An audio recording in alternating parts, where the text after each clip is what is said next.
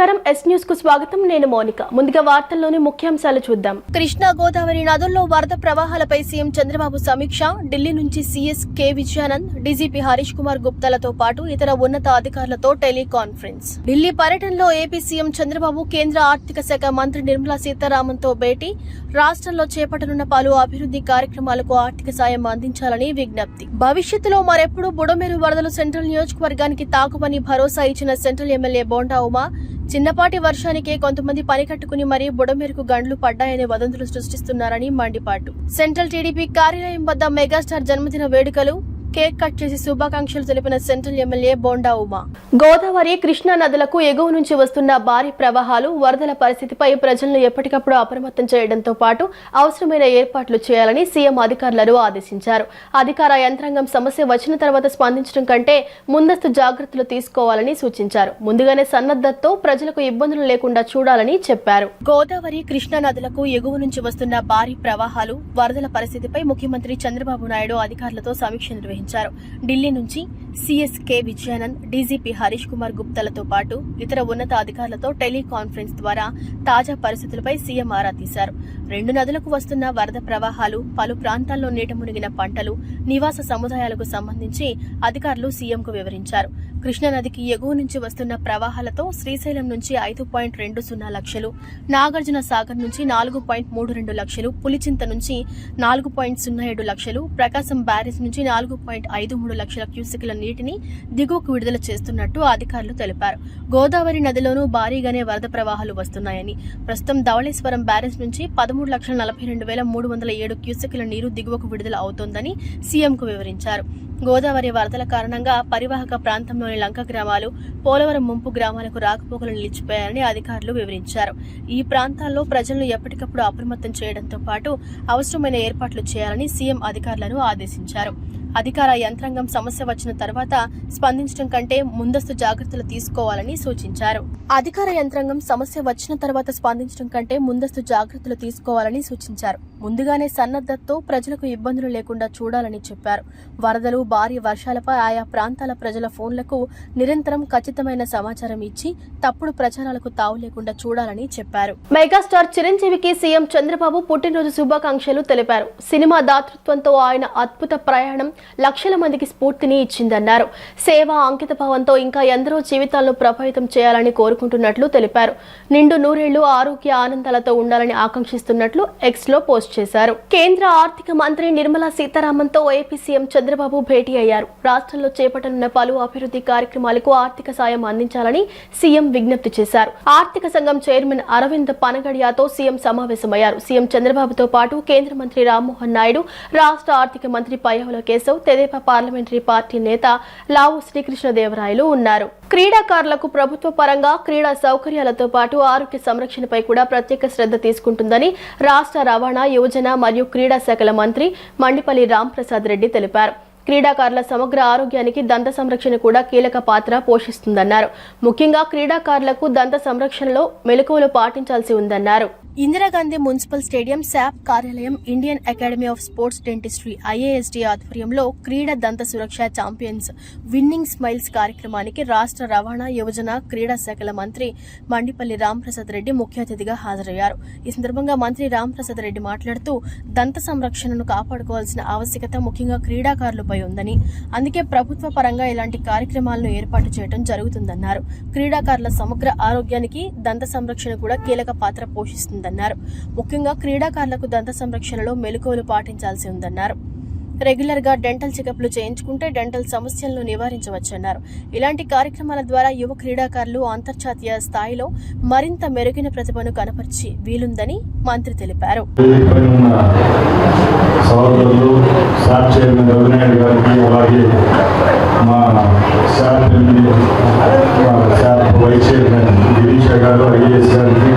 అలాగే ప్రముఖ దంత వైద్యులు కార్యక్రమాలను నిర్వహించిన ప్రతి ఒక్కరికి ఇక్కడ విచ్చేసిన మన స్పోర్ట్స్ పర్సనాలిటీస్ అందరికీ శాప్తరపున ధన్యవాదాలు తెలియజేసుకుంటూ ఈ కార్యక్రమాన్ని స్టార్ట్ చేస్తున్నాం చాలా సంతోషంగా ఉంది పూర్వము నేను కూడా బీడీఎస్ స్టూడెంట్ నేను 3 years బీడీఎస్ చదివాను ఈరోజు స్పోర్ట్స్లో కేవలం ఫిజియోథెరపిస్ట్ లేకుంటే బాడీకి సంబంధించిన ట్రీట్మెంటే కాకుండా ముఖ్యంగా క్రీడాకారులకు ఎక్కువగా ఏదైతే అవసరమో దానిలో మన ఏమంటారు డెంటిస్ట్రీ కూడా ముఖ్యం కాబట్టి ఈరోజు ఇక్కడ ఎవరైతే డాక్టర్స్ ఉన్నారో ఈ కార్యక్రమాన్ని అవగాహన కల్పించడానికి ఈ కార్యక్రమాన్ని ఏర్పాటు చేయడం, అది కూడా ఇండియన్ డెంటల్ అసోసియేషన్ ద్వారా ఇక్కడికి ప్రముఖ డాక్టర్లు చేయడం చాలా సంతోషంగా ఉంది. భవిష్యత్తులో సింగ్ నగర్ ప్రాంతానికి వరదలు రావడం అసాధ్యమని సెంట్రల్ ఎమ్మెల్యే బోండా ఉమా అన్నారు. చిన్నపాటి వర్షానికే కొంతమంది పని కట్టుకుని మరీ బుడమేరుకు గండ్లు పడ్డాయని వదంతులు సృష్టిస్తున్నారని మండిపడ్డారు. వెలగలేరు నుండి గన్నవరం నియోజకవర్గంలో ఉన్న 33 తూముల వరకు కాలువలు పూర్తిగా ఆధునీకరించబడ్డాయని చెప్పారు. గత వర్షాకాలంలో బుడమేరు కాలువల్లోకి ఎగువ ప్రాంతాల నుండి ఒక్కసారిగా భారీ వరద నీరు వచ్చి సింగ్ నగర్ ప్రాంతం వరద ముంపును ఎదుర్కొన్న సంగతి తెలిసిందే. ఆ సమయంలో కృష్ణానదిలోకి నీరు వెళ్లే మార్గాలు సరిగా లేకపోవడం, కాలువల్లో గండ్లు పట్టడం వల్లే ముంపు పరిస్థితి ఏర్పడిందని సెంట్రల్ ఎమ్మెల్యే బోండా ఉమా మహేశ్వరరావు అన్నారు. టీడీపీ సెంట్రల్ నియోజకవర్గ కార్యాలయంలో విలేకరుల సమావేశంలో ఆయన మాట్లాడుతూ గత ప్రభుత్వ నిర్లక్ష్యం కారణంగానే బుడమేరుకు వరదలు వచ్చాయని విమర్శలు చేశారు. అయితే తాము అధికారంలోకి వచ్చిన 5 నెలల్లోనే ఊహించని రీతిలో వరదలు వచ్చినా ముఖ్యమంత్రి వెంటనే చర్యలు తీసుకున్నారని తెలిపారు. రాష్ట్ర ప్రభుత్వం 3,000 కోట్ల రూపాయల నిధులు మంజూరు చేసి బుడమేరు కాలువల ఆధునీకరణ చేపట్టిందని, యుద్ధ ప్రాతిపదికన పనులు జరిగి వెలగలేరు గేట్లను శాశ్వత ప్రతిపాదీకరణతో ఏర్పాటు చేసినట్లు వివరించారు. జిల్లా కలెక్టర్ డాక్టర్ లక్ష్మీసా, విజయవాడ నగరపాలక కమిషనర్ ధ్యానచంద్ర పర్యవేక్షణలో వెలగలేరు నుండి గన్నవరం నియోజకవర్గంలో ఉన్న 33 తూముల వరకు కాలువలు పూర్తిగా ఆధునీకరించబడ్డాయని చెప్పారు. గతంలో అధ్వాన పరిస్థితుల్లో ఉన్న 33 తూములు ఇప్పుడు పూర్తిగా బలోపేతం కావడంతో ఇకపై ముప్పు ఉండదని ఆయన స్పష్టం చేశారు. బుడమేరు పొంగుతుందని తరచుగా వచ్చే వదంతులు పూర్తిగా అసత్యమని, చిన్న వర్షం పడితేనే విష ప్రచారాలు చేస్తున్నారని ఎమ్మెల్యే ఆగ్రహం వ్యక్తం చేశారు.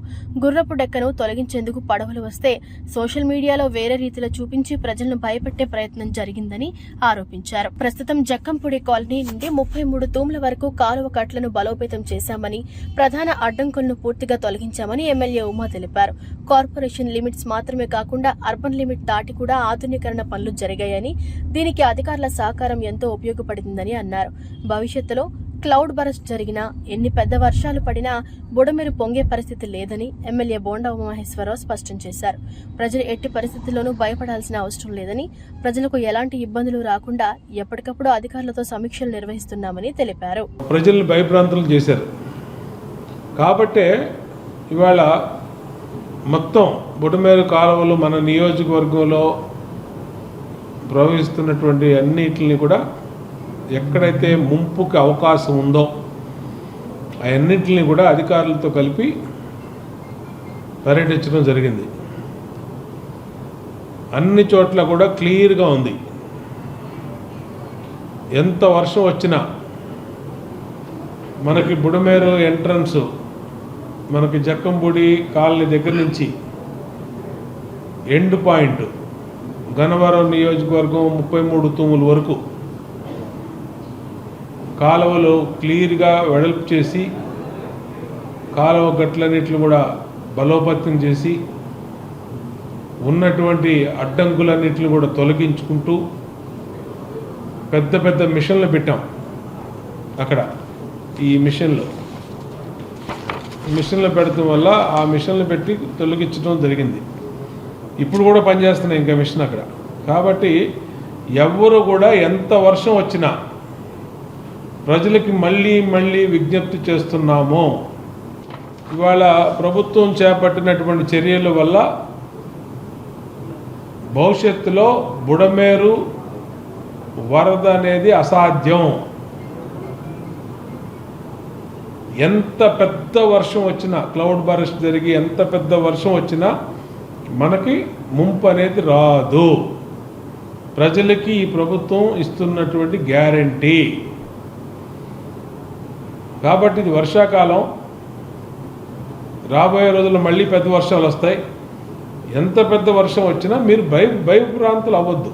ఫస్ట్ మేము అధికారులు డివిజన్ల వారీగా ఎక్కడికక్కడ అలర్ట్గా ఉన్నాం.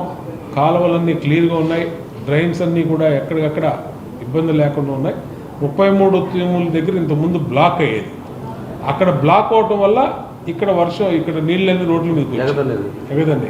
కంటిన్యూ ఇవాళ ఈ కాలువలన్నింటిని ఇక్కడ నుంచి ఫ్రమ్ ది బిగినింగ్ నుంచి ఎండింగ్ వరకు మనం క్లియర్ చేయటం వల్ల ఫ్రీ ఫ్లో ఉంది. ప్రధానమైనటువంటి అడ్డంకులన్నీ తొలగించాం. 33 తీములు అక్కడికి 2 కిలోమీటర్లు ఉంది. అయినా సరే అక్కడి దాకా వెళ్ళి క్లియర్ చేసాం. ఎందుకు చేసాం? అక్కడ బ్లాక్ అయితే వచ్చేది మనకి ఎఫెక్ట్ అవుతుంది. ఇప్పుడు పైనంతానో ఇరిగేషన్ వాళ్ళు చేశారు, ఎక్కడ వెలగలేరు దగ్గర నుంచి మన ఇక్కడ దాకా వాళ్ళు చేశారు. ఇదంతా మనం ఎలర్ట్ అయ్యి మనం చేసుకోవడానికి కారణం ఏంటంటే ఆ ముంపు మనకు వస్తుంది కాబట్టి కమిషనర్ గారు అర్బన్ లిమిట్స్ దాటి వెళ్ళి కూడా మన నియోజకవర్గానికి వరద ముంపు అనేది వరద నీళ్ళు రాకుండా పనులు చేయించారు. మెగాస్టార్ పద్మవిభూషణ్ చిరంజీవి జన్మదిన వేడుకలు తెలుగు రాష్ట్రాల్లో పండుగలు నిర్వహిస్తారని సెంట్రల్ నియోజకవర్గ శాసనసభ్యులు బోండా ఉమా తెలిపారు. సినీ రంగం కోసమే కాకుండా సామాజిక సేవ చేయడంలో ఆయన ఎప్పుడూ ముందుంటారని గుర్తు చేశారు. భగవంతుని ఆశీస్సులతో చిరంజీవి నిండు నూరేళ్లు ఆయురారోగ్యాలతో ఉండాలని ఆకాంక్షించారు. మెగాస్టార్ పద్మవిభూషణ్ చిరంజీవి 70వ పుట్టినరోజు సందర్భంగా విజయవాడ సెంట్రల్ నియోజకవర్గ టీడీపీ కార్యాలయంలో వేడుకలను ఘనంగా నిర్వహించారు. ఈ కార్యక్రమానికి సెంట్రల్ ఎమ్మెల్యే ప్రభుత్వ విప్ బోండా ఉమామహేశ్వరరావు హాజరై కేక్ కట్ చేసి చిరంజీవికి జన్మదిన శుభాకాంక్షలు తెలిపారు. ఈ సందర్భంగా బోండా ఉమ మాట్లాడుతూ చిరంజీవి పుట్టినరోజు తెలుగు ప్రజలందరికీ ఒక పండుగ లాంటిదని అన్నారు.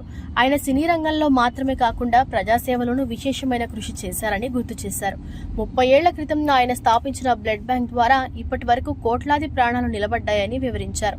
తెలుగు రాష్ట్రాల్లో ఎక్కడైనా ప్రకృతి విపత్తు సంభవించినా చిరంజీవి ఎప్పుడూ ముందుండి సహాయం అందించారని చెప్పారు.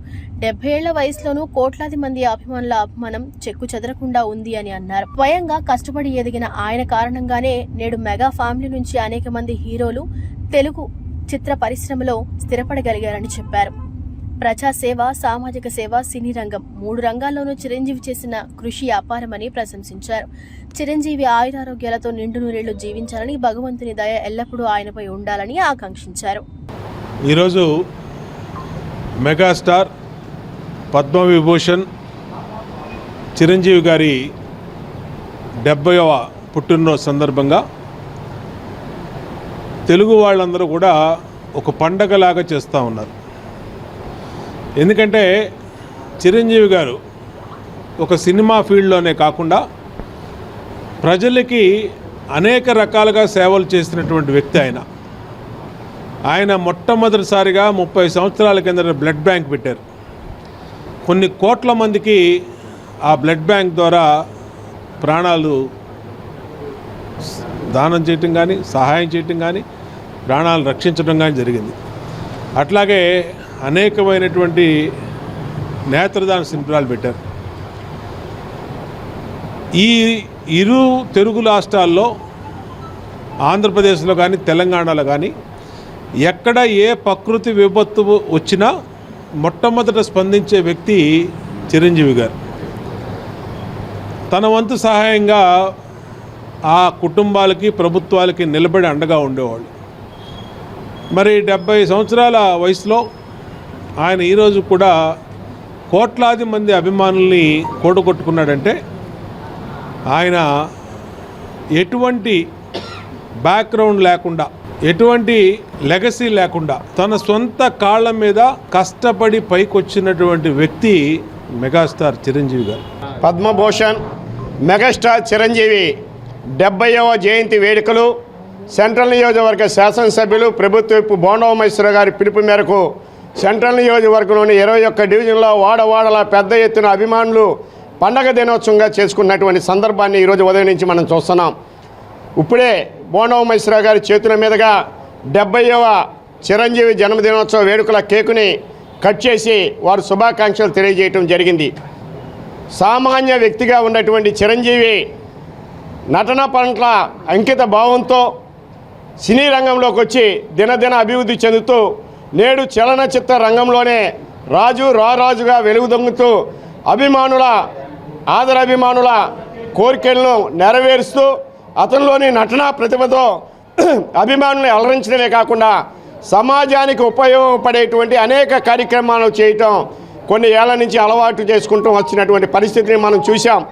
ప్రధానంగా రక్తదాన శిబిరాలను ఏర్పాటు చేసి తద్వారా లక్షలాది మందికి ఆంధ్రప్రదేశ్లో వారిని మరొకసారి బతికించినటువంటి నిజమైన చిరంజీవి మెగాస్టార్ చిరంజీవి అని చెప్పి తెలియజేస్తూ ఈనాడు చలనచిత్ర రంగంలో ఏ చిన్న సమస్యలు ఉండా పెద్ద దిక్కుగా ఉన్నటువంటి చిరంజీవి కార్మికుల దగ్గర నుంచి జూనియర్ ఆర్టిస్టుల దగ్గర నుంచి నటీనటుల దగ్గర నుంచి నిర్మాతల దగ్గర నుంచి డిస్ట్రిబ్యూటర్ల దగ్గర నుంచి ఏ సమస్య వచ్చినా నేడు పెద్ద దిక్కు సమస్యలు పరిష్కారం చేయడంలో ముందుకు సాగుతూ కలాంబ తల్లి ముద్దు బిడ్డగా ముందుకు సాగుతున్నాడు.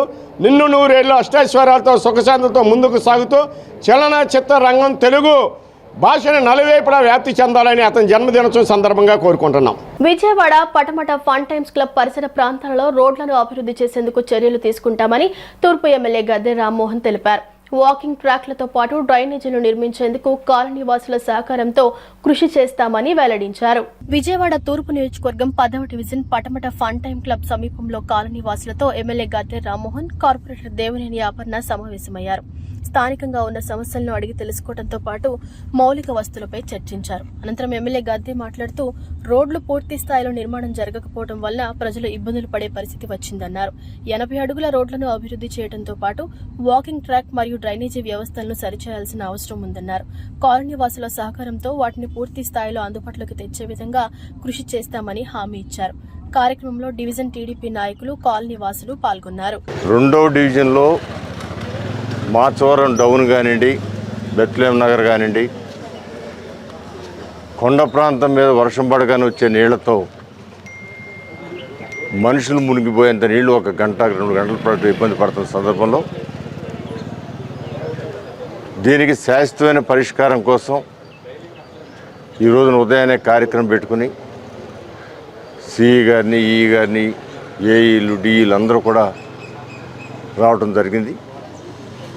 ప్రత్యేకమైన కేంద్ర ప్రభుత్వ యొక్క నిధులు ఏవైతే ఉన్నాయో ఆ నిధుల్ని ఉపయోగించి ఈ ప్రాంతంలో ఉన్న ప్రధాన సమస్యను పరిష్కరించాలని చెప్పి ఆలోచన చేసి ఇవాళ ఇన్స్పెక్ట్ చేయడం జరిగింది. అధికారులందరూ కూడా పూర్తిగా అవగాహన వచ్చింది. దాన్ని ఇమ్మీడియట్గా తక్షణమే దాని ఎస్టిమేషన్లు, లెవెల్స్ ఇవన్నీ కూడా తీసుకుని కొన్ని రోజుల్లోనే ఈ వర్క్ను ప్రారంభించేటట్టు చేయడానికి అన్ని ప్రయత్నాలు చేస్తూ ఉన్నాం. ఎన్ని లక్షల రూపాయల నిధులు కావాలన్నా కూడా సమీకరించుకునే అవకాశం ఉంది. కేంద్ర ప్రభుత్వం సుమారు పెద్ద అమౌంట్ని ఇవ్వడం జరిగింది. ప్రజా సమస్యలకు శాశ్వత పరిష్కారమే లక్ష్యంగా పనిచేస్తున్నట్లు సెంట్రల్ ఎమ్మెల్యే బోండా ఉమా తెలిపారు. వాంబే కాలనీ, రాజీవ్ నగర్, అజిత్ సింగ్ నగర్ తదితర ప్రాంతాల్లో వేలాది కుటుంబాలకు శాశ్వత హక్కులతో రిజిస్ట్రేషన్ పట్టాలు అందజేయనున్నట్లు చెప్పారు. విజయవాడ సింగ్ నగర్ లోని సెంట్రల్ నియోజకవర్గ టీడీపీ కార్యాలయంలో 57వ డివిజన్ న్యూ రాజరాజేశ్వరిపేటకు చెందిన 5 కుటుంబాలకు ఇళ్ల పట్టాలను ప్రభుత్వ ఎమ్మెల్యే బోండా ఉమామహేశ్వరరావు శుక్రవారం పంపిణీ చేశారు. లబ్ధిదారులను శాలువతో సత్కరించి పట్టాలను అందజేశారు. ఈ సందర్భంగా ఎమ్మెల్యే మాట్లాడుతూ ప్రజల సమస్యలకు శాశ్వత పరిష్కారం చూపడమే తమ లక్ష్యమని తెలిపారు.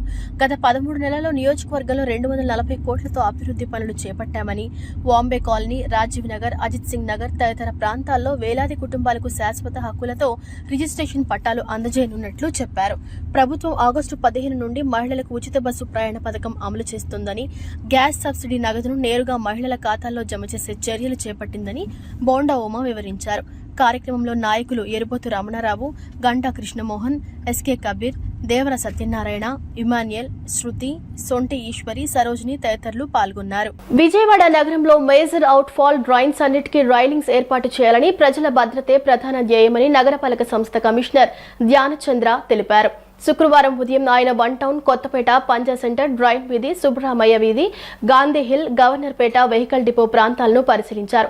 ఈ సందర్భంగా కమిషనర్ మాట్లాడుతూ డ్రైన్స్ కు రైలింగ్స్ పనులు ప్రారంభమైనప్పటికీ అవి పూర్తి స్థాయిలో త్వరగా పూర్తి చేయాలని అధికారులను ఆదేశించారు. అలాగే పాడైపోయిన గ్రేటింగ్స్ ను సమయానుసారం మరమ్మతులు చేస్తూ నగరంలో ఎక్కడా లోపాలు లేకుండా చూడాలని సూచించారు. ప్రధానమంత్రి సూర్యఘర్ పథకాన్ని ప్రతి ఒక్కరూ సద్వినియోగం చేసుకుంటే బహుళ ప్రయోజనాలు ఉంటాయని ప్రభుత్వ విప్ శాసనసభ్యులు బోండా ఉమామహేశ్వరరావు అన్నారు. ఇళ్లపై రూఫ్స్ ఉన్న ప్రతి ఒక్కరికి ఈ పథకం వర్తిస్తుందన్నారు. ఈ పథకం కింద కేంద్ర రాయితీ ఇస్తుందని, బ్యాంకులు కూడా రుణ సౌకర్యం కల్పిస్తాయని తెలిపారు.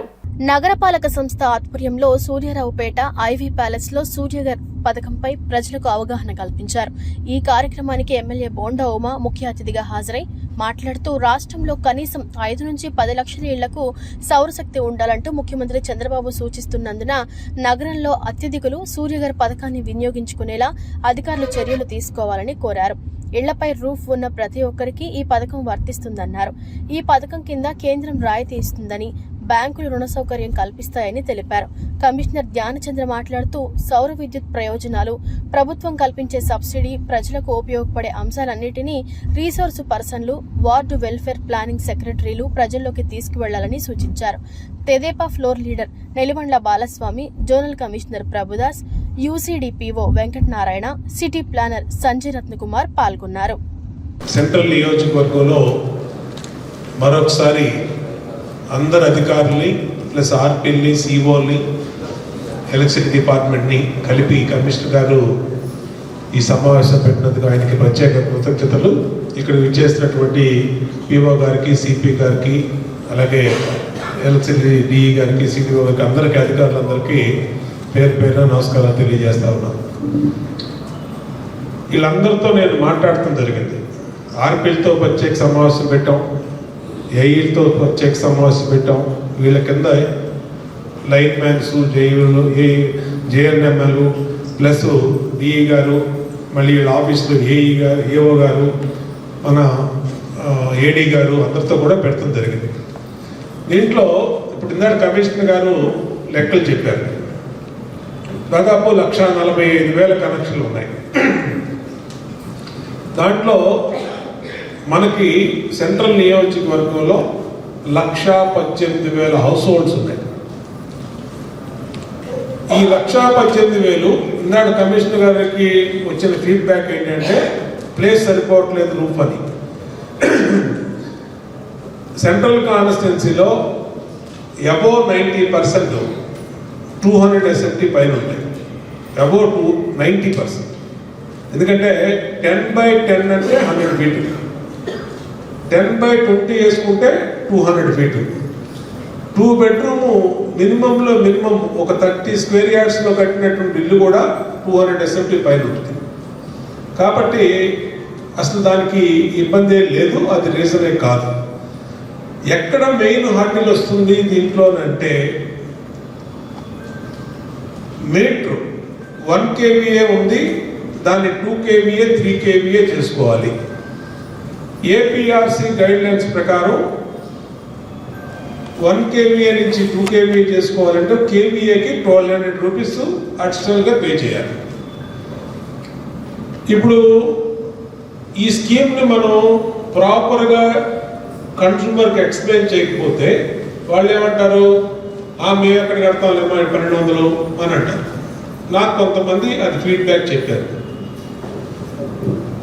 సరే, నేను అసలు స్కీమ్ గురించి చెప్తాను. ఫస్ట్ ఇది 3 kVAకి 2,23,000 రూపాయలు అవుతుంది టోటల్ ప్రాజెక్ట్ కాస్ట్. 2,23,000లో కన్స్యూమర్ 23,000 భరించాలి. 2 లక్షలు బ్యాంక్ లోన్ ఇస్తుంది. దాంట్లో 78,000 సబ్సిడీ పడుతుంది బ్యాంక్. 1,22,000 లోన్ ఉంటుంది. 23,000 కన్స్యూమర్ కట్టుకోవాలి. ఆ 23,000ని మనం కంపెనీతో మాట్లాడి, ఎల్ఎన్ కంపెనీతో మాట్లాడి వాళ్ళని 23,000 డిస్కౌంట్ ఇప్పించాం. అంటే కన్స్యూమర్ మీద ₹1 కూడా బడ్డెన్ పడకుండా డైరెక్ట్గా ఫ్రీ కనెక్షన్, ఈ సోలార్ కనెక్షన్ అనేది మాట్లాడి చేయించాం. 23,000 అక్కడ రైట్ అప్ చేసాం. తర్వాత 2 లక్షల లోన్. ఆ 2 లక్షల లోన్లో 78,000 సబ్సిడీ వస్తుంది. సెంట్రల్ గవర్నమెంట్ ఆఫ్ ఇండియా ఇచ్చినటువంటి దీని 3 kVAకి. వెనకాల పొలిటికల్ విల్ స్ట్రాంగ్గా ఉంది. ఇప్పుడు మీరు విన్నారు ఎమ్మెల్యే గారు.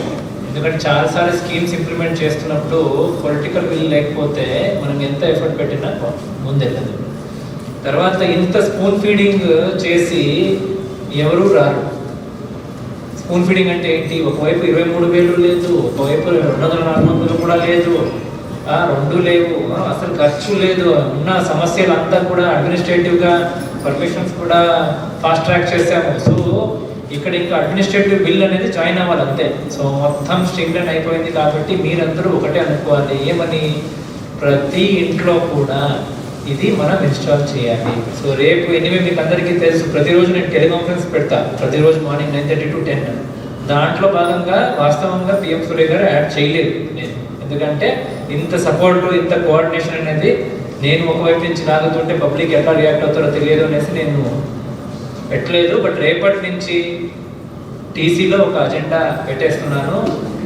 ఎవ్రీడే మార్నింగ్ రివ్యూ చేస్తానండి, ప్రతి సచివాలయం వైజ్ డేటా అందుకే అడుగుతున్నాను. మీరు డేటా ఇస్తే ప్రతి సచివాలయంలో, ఇప్పుడు ఈరోజు ఎంత, August 21 అండి, ఒక 7 days టార్గెట్, ఒక నెక్స్ట్ వచ్చే 8 days లోపల నెక్స్ట్ ఎలక్ట్రిసిటీ బిల్ ఎప్పుడు వస్తుంది, 30th వచ్చేస్తుంది అంతే కదా. ఫస్ట్ వీక్ వచ్చిన బిల్లు మీకు స్టాండర్డ్గా పెట్టుకోండి. ఒక స్ట్రీట్లో ప్రతి వార్డు మీకున్న టార్గెట్స్ ఎన్ని ఉన్నాయి చూస్తే 5,000 6,000 ఉన్నాయి. సచివాలయానికి విడగొడితే ఇది మహా అయితే ఒక ఎంత వస్తాయి సచివాలయానికి? ఒక సచివాలయానికి ఎన్ని ఉంటాయండి కనెక్షన్స్?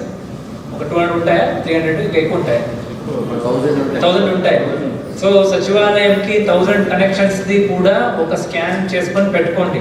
ఏది నెక్స్ట్ మంత్ వచ్చే బిల్ని మనం ఏం చేయాలి, ఈ నెక్స్ట్ 8 days అగ్రెసివ్కి అట్లీస్ట్ సచివాలయంలో ఒకటైనా ఉండాలి కదా. ఇది రూఫ్ టాప్ ఒకటైనా ఉంటేనే కదా మీకు నెక్స్ట్ మంత్కి మారిందా లేదా తెలుస్తుంది. సో వచ్చే 5th ఒక సచివాలయానికి ఒక 5 ఇళ్ళు మనం పెట్టుకునే బిల్లు, ఒక 1 month తర్వాత అదే బిల్లు 2500 నుంచి 100 అయింది, ప్రతి వాళ్ళ చేతిలో పెట్టుకుని తిరిగితే దీనికన్నా ఇంకా చెప్పాల్సిన అవసరం లేదు. ఎవరికి అర్థం కాదు. నేను మళ్ళీ చెప్తున్నాను, మీరేదో అన్ని లక్షలు ఇన్ని వేలు అని వినేవాడు వింటాడు తప్ప ఇదే అన్నిటికీ ఆన్సర్. ఒంగోలులో ఆగస్టు 23 నుంచి 25 వరకు సిపిఐ రాష్ట్ర మహాసభలు జరగనున్నాయి. ఈ మహాసభలను విజయవంతం చేయాలని ఎన్టీఆర్ జిల్లా కార్యదర్శి దోనిపూడి శంకర్ పిలుపునిచ్చారు. భారీ ప్రదర్శనతో ప్రారంభమయ్యే ఈ సభలకు జాతీయ, రాష్ట్ర నాయకులు హాజరు కానున్నారని తెలిపారు. ఒంగోలులో ఆగస్టు 23, 24, 25 తేదీల్లో జరగనున్న భారత కమ్యూనిస్టు పార్టీ రాష్ట్ర మహాసభలను విజయవంతం చేయాలని సిపిఐ ఎన్టీఆర్ జిల్లా కార్యదర్శి దోనిపూడి శంకర్ పిలుపునిచ్చారు. దాసరి భవన్లో జరిగిన విలేకరుల సమావేశంలో ఆయన మాట్లాడారు. 100 సంవత్సరాల చరిత్ర కలిగిన సిపిఐ 28వ రాష్ట్ర మహాసభలు జరుగుతున్న సందర్భంగా 23వ తేదీన జరిగే భారీ ప్రదర్శనలో పెద్ద ఎత్తున పాల్గొని విజయవంతం చేయాలని పిలుపునిచ్చారు. 24, 25 తేదీల్లో జరిగే ప్రతినిధుల మహాసభను కూడా జయప్రదం చేయాలని కోరారు. రాష్ట్ర రాజకీయాల్లో ఈ మహాసభ నూతన అధ్యాయానికి నాంది పలుకుతుందని, ప్రజా సమస్యలపై కట్టుదిట్టమైన పోరాటానికి వేదిక అవుతుందని ఆయన పేర్కొన్నారు. 23వ తేదీ ప్రదర్శనలో పాల్గొనడానికి విజయవాడ నుంచి రైల్వే ద్వారా 500 మంది, మైలవరం నియోజకవర్గం నుంచి 10 బస్సులు, తిరువురు నుంచి 5 వాహనాలు, నందిగామ నుంచి 2 వాహనాలు, జగ్గేపేట నుంచి 2 వాహనాలు బయలుదేరుతున్నట్లు వివరించారు. 23వ తేదీ సాయంత్రం జరిగే బహిరంగ సభకు సిపిఐ జాతీయ కార్యదర్శి కామిరెడ్డి రాజా, జాతీయ సమితి కార్యదర్శి డికే నారాయణ, రాష్ట్ర కార్యదర్శి కె రామకృష్ణ, తెలంగాణ పార్టీ నాయకులు, ఎమ్మెల్యే మానంనేని సాంబశివరావు తదితర జాతీయ, రాష్ట్ర నాయకులు హాజరు కానున్నారని చెప్పారు. పెద్ద ఎత్తున సభలకు హాజరై విజయవంతం చేయాలని విజ్ఞప్తి చేశారు. 100 వసంతాల చరిత్ర కలిగిన సిపిఐ రాష్ట్ర 28వ మహాసభలను జయప్రదం చేయాల్సిందిగా ఎన్టీఆర్ జిల్లా ప్రజానీకానికి, రాష్ట్ర ప్రజానీకానికి విజ్ఞప్తి చేస్తున్నాం.